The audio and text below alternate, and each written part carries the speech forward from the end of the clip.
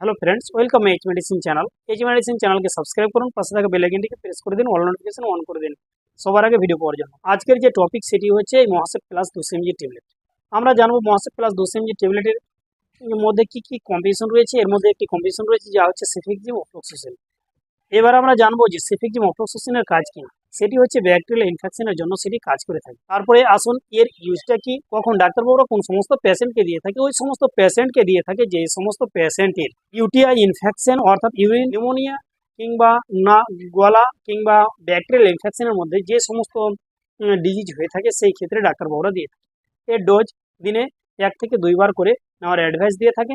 তারপরে আমরা জানবো সেটি কি প্রেগনেন্সি সেফ। এটি প্রেগনেন্সি কিংবা ব্রেস্ট ফিডিং মহিলারা যদি খেতে চায় তাহলে ডাক্তারের সাথে অবশ্যই কনসাল্ট করে নেবে। তারপরে আমরা জানবো যে এই ম্যাড সাইড ইফেক্ট হচ্ছে তাকে গ্যাস অ্যাসিডিটি হতে পারে, বমি বমি লাগতে পারে, এই সমস্ত লক্ষণগুলো দেখাবে।